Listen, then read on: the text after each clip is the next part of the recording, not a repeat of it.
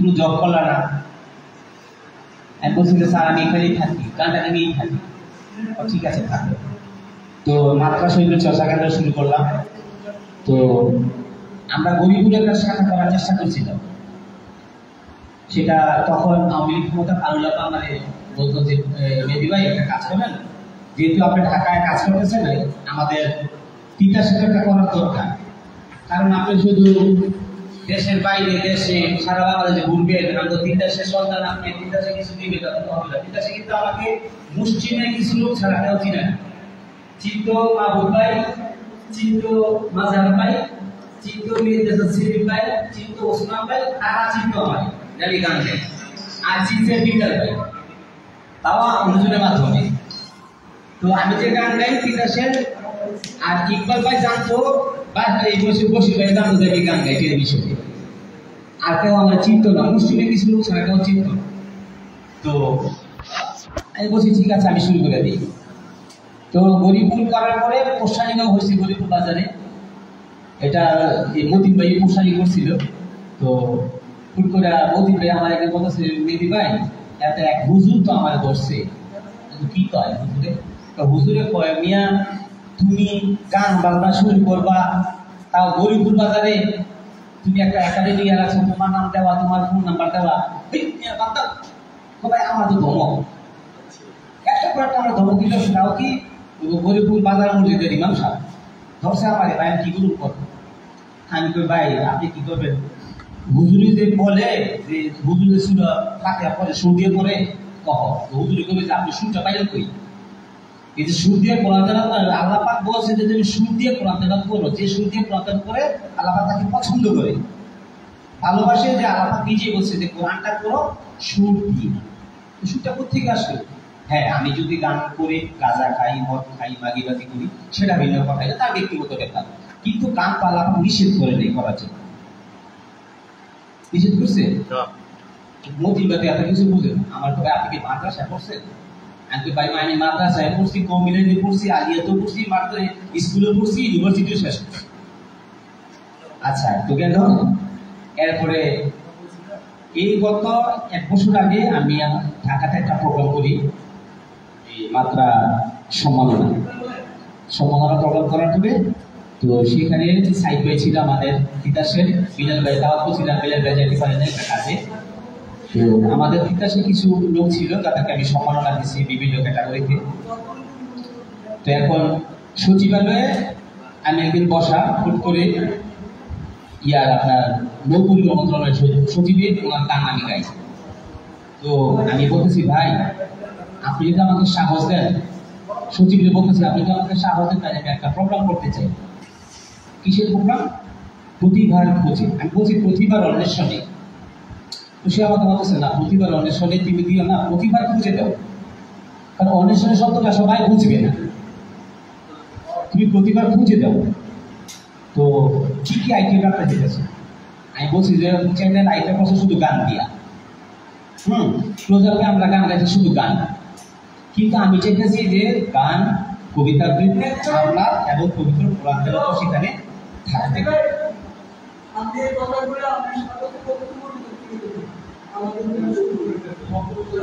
বক্তব্য হইতেন। তো এখন আমি বলছি আমার ক্যাটাগরি থাকবে গান, কবিতা আবৃত্তি, হামনাত এবং পবিত্র কোরআন তেলাওয়াত। তো বলছে সুন্দর হতে। তারপরে সে আমরা বলতেছে তুমি তো বিটিভির লোক, বিটিভিতে অ্যাপ্লিকেশন করো, দেখো তুমি কি বলে। আমি বলছি ভাই আমার তো আপনার মাথা ব্রেন খুলে দিচ্ছেন, আমার ব্রেনই ছিল না। আমি বাসায় এসে আমি বলছি ভাই অ্যাপ্লিকেশন কীভাবে করবো? তুমি সঙ্গীতের লোক, আবার বিটিভির লোক, তোমাকে বলে দেবে অ্যাপ্লিকেশন কীভাবে করতে হইব। বাসায় এসে চিন্তা ভাবনা করে এই যে অ্যাপ্লিকেশনটা লিখছি, এই যে বাংলাদেশ টেলিভিশনে মাত্র আমার প্যাড দিয়ে করার পরে দিলাম জমা বিটিভিতে। জমা দেওয়ার পরে আমি তো আমার ডিজিটাইতে যে তুমি আবার কি শুরু করছো ওইটা, তুমি কবিতার বলা না কবিতার বলা, তুমি কি গান, কবিতা, আমরা তোলা তোলা লাগাই দিছো, কজনে নিবা? আমি তো স্যার বাংলাদেশ টেলিভিশনে কি না বাংলাদেশে এই প্রোগ্রাম আজ পর্যন্ত হয় না হয়েছে কোরআন তেলাওয়াত হয়েছে নাতের উপরে হয়েছে নাতের উপরে হামদের উপরে প্রোগ্রাম হচ্ছে রোজার মধ্যে নাতের উপরে প্রোগ্রাম হচ্ছে রোজার মধ্যে কোরআন তেলাওয়াতের প্রোগ্রাম রোজার মধ্যে হয় গান পৃথিবীর সব রয়েছে গান কবিতা আবৃত্তি আমরা তুলতে পারবো তো আমি তো স্যার ভাই এখন দিলেও আপনি টেনশন করেন না আমি সব রেডি করে আপনাকে যখন দিব যেখানে যেটা বাদ করা সেখানে আপনি রিভিউ করবেন আপনি যাক যে যে কথা সেই কাজ শুরু করলাম প্রতিভার খুঁজে তো প্রতিভার খুঁজে যে গেলাম প্রথম আলাপ করলাম সাইড ভাই এরকম আমি একটা প্রোগ্রাম করে যেতেছি আমাদের তিতাসে যেহেতু আমি তিতাসের সংখ্যা সাথে সাথে তিতাস দিয়ে শুরু করি প্রোগ্রামটা কিন্তু সারা বাংলাদেশে হবে ইনশাআল্লাহ এবং আমরা আজকে যে কমিটি করব কমিটি ঘোষণা দেবে এই কমিটির মাধ্যমে ইনশাআল্লাহ সারা বাংলাদেশে আমরা প্রোগ্রামটা করব অলরেডি আমাকে খুলনা থানা থেকে আমাদের সাবেক যে এমপি ছিল মদির স্যার নিজে আমাদের ফোন দিয়েছে তুই আমার এলাকায় তোর প্রোগ্রামটা টাকা টাকা যা আগে আমি দিতেছি আমি বলছি স্যার একটু ধৈর্য ধরে আমি আমার এক জন্মদিনটাকে করি তারপরে বগুড়া থানা থেকে আমাকে ফোন দিয়েছে শিক্ষকরা থেকে যে নির্বাহী প্রোগ্রামটা আপনি আমাদের এলাকায় করেন আগে এখন না আমাদের আগে আমার তিতাসে করবো দেন আমি অন্য জায়গায় যাবো তো এই প্রতিবার খুঁজে শুরু হয়ে গেছে তারপরে আমি সাহিত্যের সাথে আলাপ করলাম সাহিত্য কথা সুন্দর উদ্যোগ আপনি শুরু করেন আলাপ করলাম আমাদের ইউনিভার্সের সাথে ইউনিভার্সের কাছে আসলাম আসার পরে ফোন দিলাম যে ম্যাডাম আমি বাংলাদেশ থেকে সাথে বলছি কি ব্যাপারে আমি একটু আপনার সাথে দেখা করতে চাই আসছি মাও ভাই বললাম যে মাও ভাই এরকম আমি একটু ম্যাডামের সাথে দেখা করতে চাই মাও ভাই আমার সারা দেখলেন না দেখাটা করে একটু দেখা করছি আমার সারা দেখলে করছে একবার ভাই আমার কাজ তো তৈরি করে দিতে দেখা করলাম ইমরুল ম্যাডামের সাথে ইমরুল ম্যাডাম বলে যে সুন্দর উদ্যোগ আপনি শুরু করে দেন সরকারি বাজেট তো যেহেতু আপনি সরকারের লোক আমি সরকারের লোক আমরা হয়তো অনুদান দিতে পারবো না বাট আপনাকে যতটুকু সাহায্য করার আমরা এটা করতে পারি এরপরে জেলা প্রশাসক স্যারকে বললেন যে স্যার প্রোগ্রাম একটা করতে চাইতেছি আপনি কি বলবেন না ভালো উদ্যোগ আপনি যেহেতু বিজিবি লোক আপনি পাঠ শুরু করেন আপনার ব্যাগে যদি কোনো প্রবলেম হয় বা কোনো হেল্প লাগে আমাদেরকে জানাই আপনার ভালো উদ্যোগ এটা সবাই আপনাকে সাপোর্ট দিবে তারপরে এই প্রোগ্রামে আমাদের 16 ডিসেম্বর ইউনিভার্সিটি আমার ফোন দিয়ে হয়েছে যে আপনি যে প্রোগ্রাম করবেন আমাদের তিতাসে আসেন আমাদের একটা ছোটখাটো প্রোগ্রাম আছে আপনি এখানে চার্জ থাকবেন এই যে 16 ডিসেম্বরে তিতাসে আসেন এই প্রথম আমি তিতাসে প্রোগ্রাম করলাম গানে তো এখন আজকে আমরা সবাই আসছি আলহামদুলিল্লাহ আমি খুব খুশি হয়েছি যে আমাদের তিতাসের সব সূর্য সন্তান শিক্ষক হ্যাঁ সবাই তো মানুষ করে গাড়ি করে হ্যাঁ আমিও কিন্তু টিচিং দিই তবে গানের টিচিং দুইটা স্কুলে এই 6 7 মনে হয় এই আগেরটা সাবজেক্ট ছিল না যে কি জানি শিল্প সংস্কৃতি আমি ঢাকাতে দুইটা স্কুলে আমাদের ভাড়া করে নিয়ে আসবো যে আপনি দুইটা আমাদের শনিবারে একদিন ক্লাস করেন শিল্প সংস্কৃতি ওখানে গান তো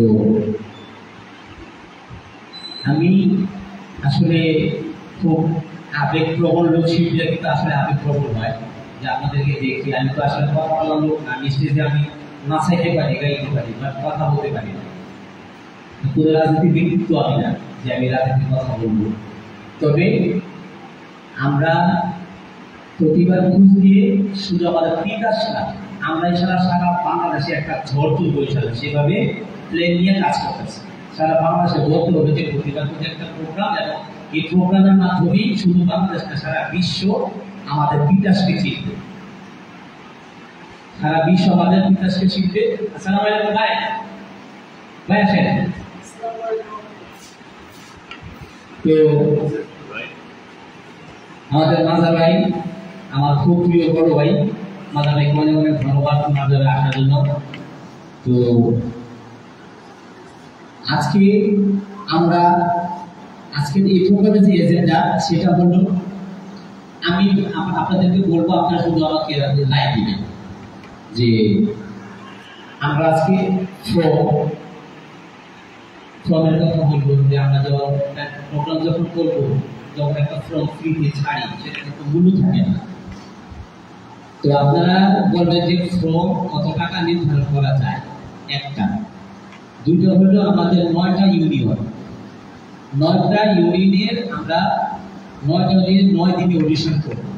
9 দিন অডিশন হবে, গান, কবিতা আবৃত্তি, ভাবনা, কবিতা পড়াশোনা এবং একজনে যদি 4টা সাবজেক্টে পারদর্শী হয় 4টা এপ্লিকেশন করতে পারবে, 4টা ফর্মে দিতে পারবে। 4টা যদি সে পারদর্শী হয় 4টা নিতে পারবে। বাট সে যদি 4টা তার ইয়া হয় ফার্স্ট সেকেন্ড থার্ড হবে। আমরা আকর্ষণীয় পুরস্কার রাখছি, কিন্তু সেই পুরস্কারটাকে এখন বলবো না। আকর্ষণীয় পুরস্কার থাকবে, আর সবচেয়ে বড় পুরস্কার হলো বাংলাদেশ টেলিভিশনের মতো একটা চ্যানেলে সে গান করবে। এটি তার সবচেয়ে বড় পাওয়া। এবং সারা বাংলাদেশে আমি এদের সাথে ঘুরবে, প্রোগ্রাম করবে এবং যদি সুযোগ পাই ইনশাআল্লাহ দেশের বাইরেও যেতে পারবে। এবং আমি এই মাত্রা শরীর চর্চা কেন্দ্র অলরেডি আমি মন্ত্রণালয়ে কাগজপত্র জমা দিয়ে রাখছি সরকারিভাবে হওয়ার জন্য। এবং আমাকে ইউনিভার্সিটি ভেবে বলছি যে আপনি প্রোগ্রামটা করবেন, আপনি চেষ্টা করেন যে আমাদের তিতাসে কোনো শিল্পকলা নাই। আপনি যে কমিটিটা করবেন দেখেন এই কমিটিটার মাধ্যমে আপনি শিল্পকলাটা সরকারিভাবে করতে পারেন কি না। যদি করতে পারেন আপনি পারবেন, আপনার যেহেতু লবিং আছে আপনার সরকারি বিভিন্ন জায়গায়। আমি অলরেডি কাগজপত্র রেডি করতেছি আমাদের প্রতিবার খুঁজে মাত্রা শরীর চর্চা কেন্দ্র এটা সরকারিভাবে অনুমতি দেওয়ার জন্য। এবং আরো শুনে খুশি হবেন যে আমরা এই প্রতিবার খুঁজে একটা ম্যাগাজিন করবো, একটা ম্যাগাজিন করবো। আমাদের কমিটির যারা যারা থাকবে তাদের ছবি থাকবে, তাদের কথা থাকবে এবং এই ম্যাগাজিনটা বিভিন্ন মন্ত্রণালয়ে যাবে। অলরেডি 2টা মন্ত্রণালয় আমি সেটা বিজ্ঞাপন পাইছি। একটা হলো প্রবাসী কল্যাণ মন্ত্রণালয়, আরেকটা হলো বাংলাদেশ পূর্ব মন্ত্রণালয় থেকে 2টা বিজ্ঞাপন অলরেডি আমি পাইছি। এবং ইনশাআল্লাহ নিজেরা যদি করবেন স্বরাষ্ট্র মন্ত্রণালয় যাবো, অর্থ মন্ত্রণালয় আমার লোক আছে, বিজ্ঞাপন আমরা চেষ্টা করবো ইনশাআল্লাহ।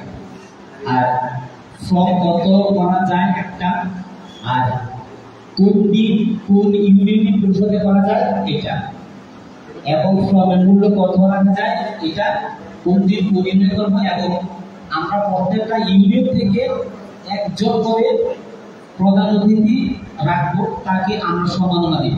আমাদের মাত্রার পক্ষ থেকে তাকে আমরা একটা সম্মাননা দেবো, সেই প্রধান অতিথি থাকবে। এবং আমরা আরো ইয়া করেছি যে আমরা এই প্রতিবার খোঁজের মাধ্যমে প্রথমে সাদা মনের মানুষ যারা আমাদের তিতাসে 9টা ইউনিয়ন নিয়ে একটু আপনারা খুঁজবেন যে সাদা মনের মানুষ কাকে পাওয়া যায় এবং তাকে আমরা সম্মাননা দিব আমাদের ফাইনাল গ্র্যান্ড ফাইনালে। আর গ্র্যান্ড ফাইনাল আমরা করবো হয় উপজেলা মাঠে, নতুবা ইঞ্জিনিয়ার খান কলেজের মাঠে। ওটা আমরা বিশাল আয়োজন করে ইনশাআল্লাহ করবো। যে আমাদের ফাইনালটা এই 9টা ইউনিয়ন থেকে আমরা যে পার্টিসিপেন্টগুলো পাবো এগুলো সরাসরি ইয়েতে নিয়ে যাবো উপজেলা মাঠে অথবা হারুন কলেজের মাঠে। আমরা ওইভাবে অডিশনের মাধ্যমে ফার্স্ট সেকেন্ড থার্ড আমরা 10 জন নির্ধারণ করবো, সরি 12 জন নির্ধারণ করবো। এই 12 জনকে আমরা পুরস্কৃত করবো। এই 12 জনে আমাদের প্রোগ্রামে গান করবে। এরপর এই প্রোগ্রাম আবার বিটিভিতে দেখানো হবে। আর বিটিভিতে আমাদের ছোট ছোট ক্লিপ যাবে, আমাদের সভাপতি, সেক্রেটারি, তারপরে আমাদের প্রোগ্রামে এখন আমরা যখন অডিশন করবো ছোট ছোট ক্লিপ আমাদের বিটিভিতে যাবে, যা দেখানো হবে। এবং বিটিভির টিম আমার সাথে থাকবে। যেদিন আমরা অডিশন করবো, অডিশন দিব, বিটিভির টিম আমাদের সাথে কাজ করবে। তো এই হলো আমার কথা আপাতত শেষ। আবার যখন মনে আসবে সাংবাদিক এখানে আছেন আমাদের হালিম ভাই, ধন্যবাদ। তারপরে আছেন আমাদের জামান ভাই, খুব প্রিয় ভাই, জামান ভাইয়ের সাথে অনেক বছর পরিচয়। সে রাম চা খাইছি তোদের ভাই না ভাই কি মজা চা, তো তুমি খাও টাকা দোলা না এটাও কইছে যদি খাও। আমি যখন খাইতাম ওই করোনা ইন্ডিয়াতে ঝোল দাও কিছু ভাই সুপের ঝোল টাকা নিয়ে কিন্তু তো থ্যাংক ইউ ভাই, আমার খুব কাছের ভাই জামান ভাই। এবং আজকে এই অডিটোরিয়ামের জন্য আমাদের জাকির সদাগর ভাইকে অনেক অনেক ধন্যবাদ, আমাদেরকে খুব সুন্দর একটি স্থান দিয়েছেন। আরো কথা বলবো, এখন আমি ইকবাল ভাইকে বলবো একটু আসার জন্য। আর আপনাদের আর কি মতামত আছে প্রতিবার থ্যাংক ইউ।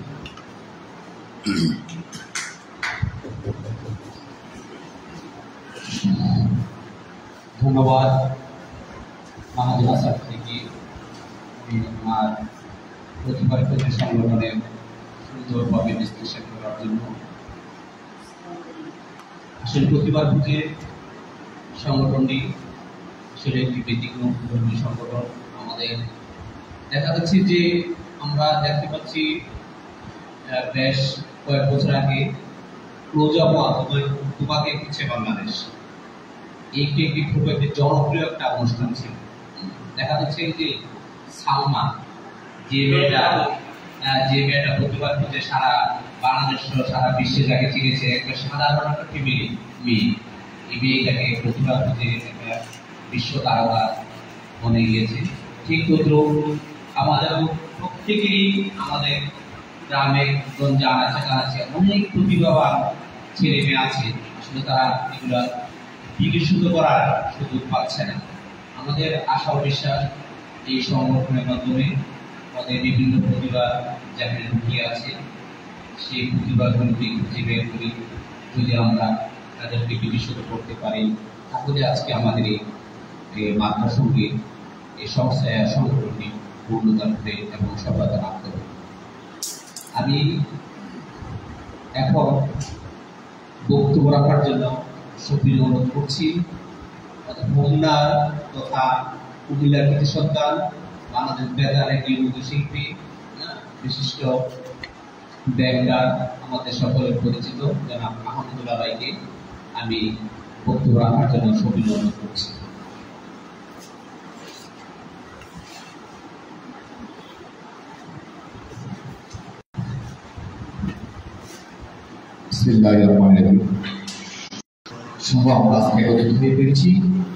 তার জন্য সকলের প্রতি আমি ব্যক্তিগতভাবে কৃতজ্ঞ এবং আমি আপনাদের সামনে যে দুটি কথা বলার জন্য দাঁড়িয়েছি তার জন্য ব্যক্তিগতভাবে সকলের কাছে আমি ধন্যবাদ এবং কৃতজ্ঞতা জানাই।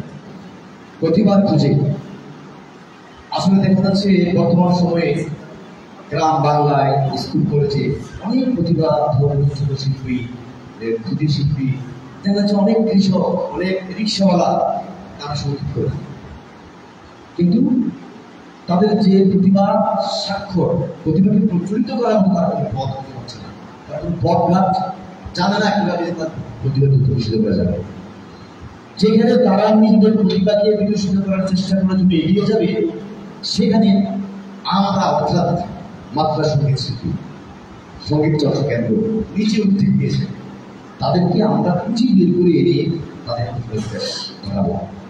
এই যে একটি কার্যক্রম প্রদান করেছেন মা দিয়েছেন ভাই, তাকে আসলে তার সাথে আমরা দীর্ঘদিন যাওয়ার পরিচয় নয়, অল্প কিছুদিন হয় শ্রদ্ধাস্পদ শাহজাহান শুভ স্যারের মাধ্যমে তার সাথে আমার পরিচয় ঘটেছে এবং তিনি খুবই শিল্পী এবং আমাদের গর্ব তার এই যে প্রতিভা খুঁজে এই সমাত্রা সঙ্গীত চর্চা কেন্দ্রের মাধ্যমে যে আয়োজনটা করছে, আমার মনে হয় আমরা যারা এখানে উপস্থিত হয়েছি সকলের সম্মিলিত প্রচেষ্টা করে দেখা যাচ্ছে আমরা একটা আদরের বিশ্বাস এবং আমি ব্যক্তিগতভাবে আমার সরাসরি প্রতিবার খুঁজে গ্রাম শিল্পীদেরকে বিকাশ করার জন্য যতটুকু সহযোগিতা করা প্রয়োজন সেটা আমি দায়িত্ব করব, এগুলি আমার সমস্ত প্রতিভা বিশ্বাস করছি। তবে আরেকটি কথা আমি একটু পরামর্শ দিতে চাই, যেহেতু এখানে চারটি বিষয়কে আমরা উপস্থাপন করছি, সঙ্গীত, কবিতা আবৃত্তি, হাম তাল এবং পবিত্র কোরআন।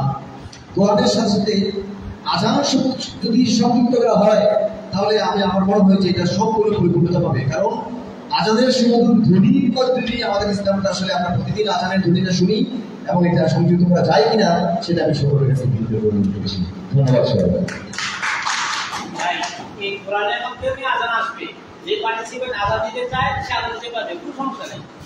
ধন্যবাদ আহমদুল্লাহ ভাইকে সুন্দর বক্তব্য উপস্থাপন করার জন্য। এখন আপনাদের সম্পর্কে সংক্ষিপ্ত বক্তব্য রাখবেন ছাত্র স্কুলের সম্মানিত সভাপতি ও বিশিষ্ট রাজনৈতিক ও সাংস্কৃতিক ব্যক্তিত্ব জনাব জাকির সরকার। জনাব জাকির সরকার ভাইকে বক্তব্য রাখার জন্য সবাই অনুরোধ করছি।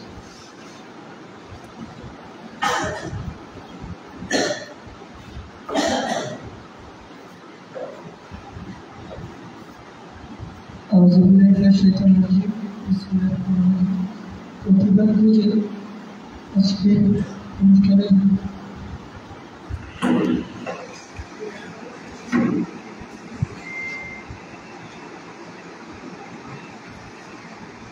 আজকের অনুষ্ঠানে সম্মানিত সভাপতি প্রধান উপস্থিতি সকল সভাপতি আমার সালাম ও শুভেচ্ছা। সম্মানিত উপস্থিতি, আপনারা জানেন যে প্রতিবার যে ইসলাম ভাই অনেকদিন যাবৎ আমাদের সাথে যোগাযোগ করতেছে। সর্বক্ষণ সর্বশেষ আজকে আমরা সকলে একত্রিত হতে পেরেছি এবং কি আজকে আমরা এই প্রতিবার পুজো এই প্রতিষ্ঠানটি বা এই সংগঠনটি এগিয়ে নেওয়ার জন্য আমরা আনুষ্ঠানিকভাবে আজকে কমিটি ঘোষণা করবো।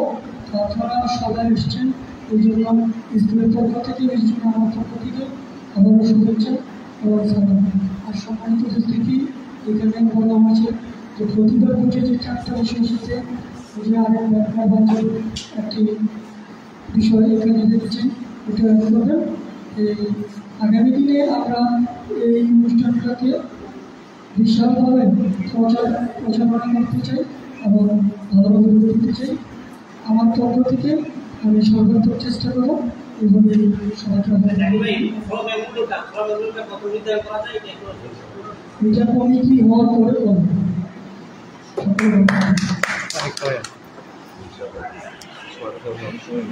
ধন্যবাদ রাকেশ সরকারকে সুন্দর উপস্থাপন করার জন্য। এখন আপনাদের সম্মুখে বক্তব্য পেশ করবেন বিশিষ্ট সাংস্কৃতিক ব্যক্তিত্ব মোহাম্মদ মাহবুব। আমি জনাব মাহবুব বক্তব্য রাখার জন্য সুবিধা অনুরোধ করছি।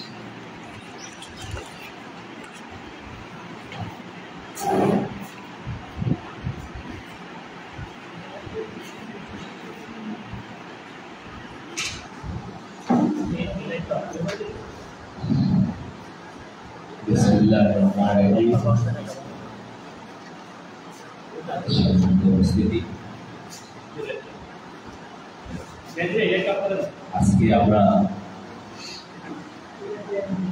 প্রতিবার যে মাদ্রাসা সঙ্গীত চর্চা একটা তিতাস উপজেলার কমিটি গঠন উপলক্ষে সমবেত হয়েছে।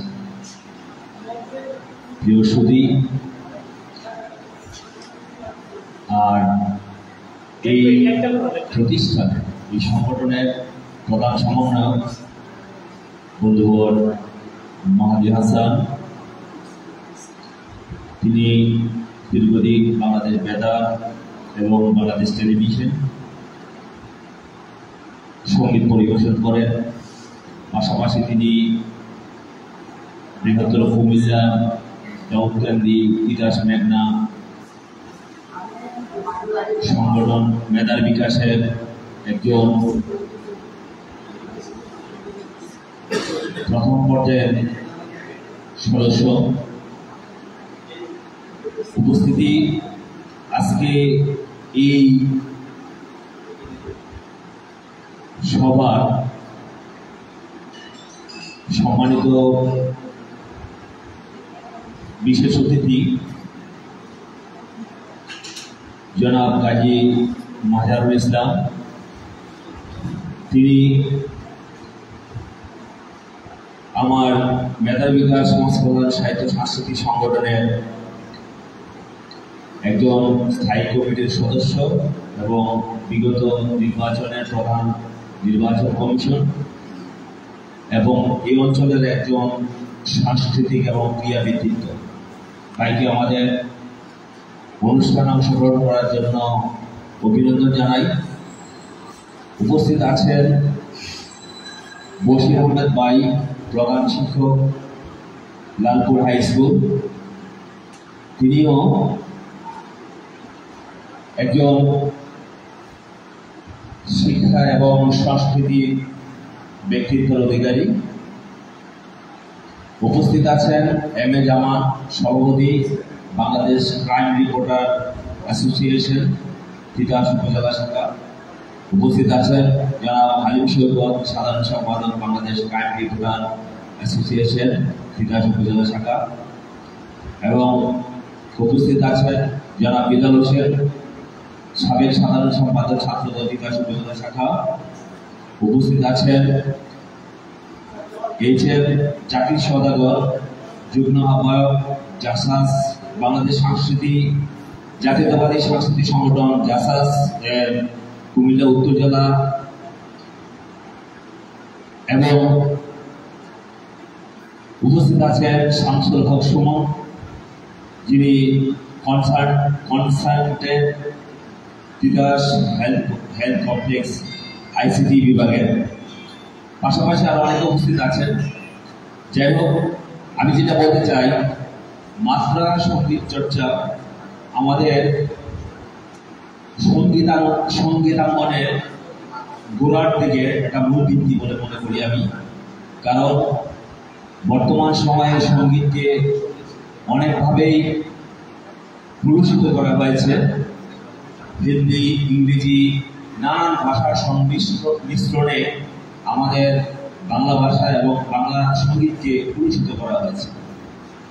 তো মাত্রা সঙ্গীতের মাধ্যমে যদি আমাদের এই আবহমান বাংলার সেই পূর্বের সঙ্গীতের ঐতিহ্যকে ফিরিয়ে আনা যায়, তাহলে আমাদের এই বাংলা ভাষা এবং তথা বাংলা সংস্কৃতির সার্থক হবে।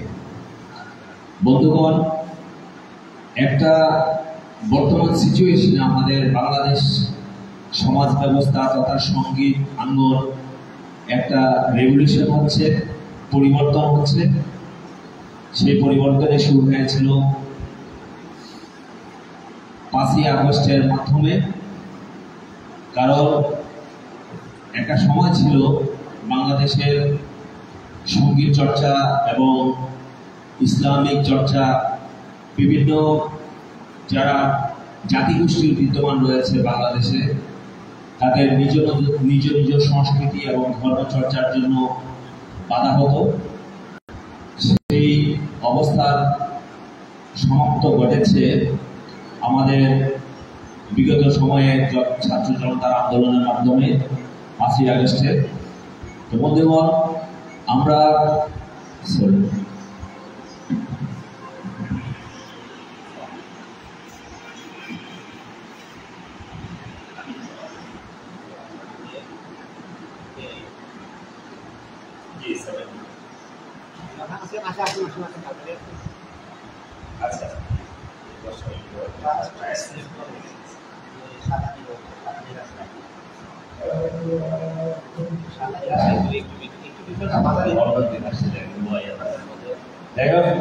আমি যে কথা বলতে চাই যে মাত্রা সঙ্গীত চর্চা যারা এখানে এক্সপার্ট আছেন, শিল্পী আছেন এবং আদি ভাই আছেন, আমি অতটুকু এই বিষয়ে কথা বললাম। তবে আমি যেটা মনে করি যে আসলে মাত্রা সঙ্গীত আমাদের সঙ্গীতের একটা ভিত্তি। কারণ আমাদের যে সঙ্গীত ছিল আমরা ছোট সময়ে এবং আমাদের ঐতিহাসিকভাবে যে সঙ্গীতটা জানি, ভাটিয়ালি এবং মুর্শিদি, লালন গীতি, নজরুল গীতি, যে সমস্ত পাঠ টু পাঠ আঞ্চলিক গানগুলো ছিল, সেই গানগুলো কিন্তু এখন বিলীন হয়ে গেছে। কারণ যে গানগুলি নজরুল গীতি, রবীন্দ্র গীতি, এই সমস্ত গানের প্রত্যেকটা একটা পাঠ ছিল আমাদের সংস্কৃতি। সেই বিষয়গুলো এখন আগামী প্রজন্ম এবং এখন বর্তমান প্রজন্ম জানে না।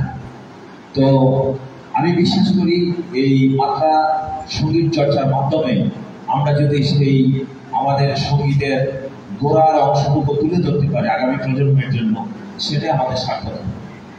তো আমি সকলকে আহ্বান করব, আমরা নিশ্চয়ই সমাজের বিভিন্ন পর্যায়ে প্রতিষ্ঠিত, সবাই ব্যবসা এবং শিক্ষকতা, কেউ হয়তো নিজে গভর্নমেন্ট সার্ভিস করে, কেউ নিজ নিজ অবস্থায় পরিপূর্ণ, আমরা সবাই।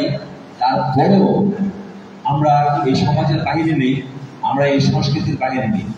আমরা যদি আমাদের দৈনন্দিন বা সময়ের একটু আর্থিক এবং সময়কে ইনভেস্ট করতে পারি আমাদের সংস্কৃতির জন্য, আমাদের দেশের জন্য, আমাদের সমাজের জন্য এবং আগামী প্রজন্মের জন্য, তবে আমাদের জীবন এবং সময়ের অর্থে সার্থক হবে।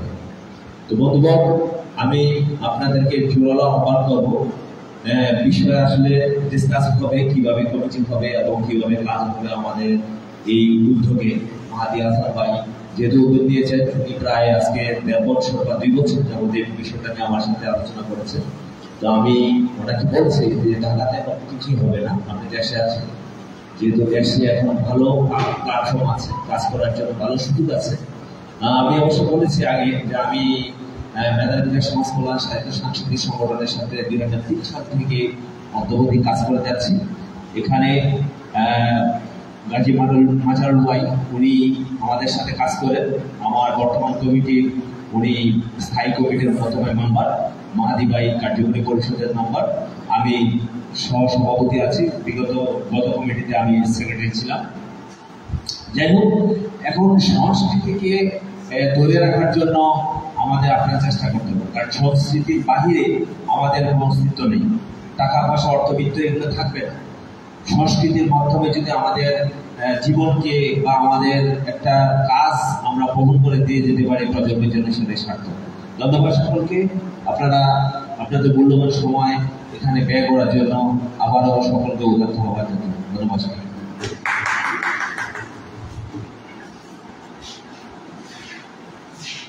ধন্যবাদ ভেন্ডার মাহমুদকে সুন্দর বক্তব্য উপস্থাপন করার জন্য।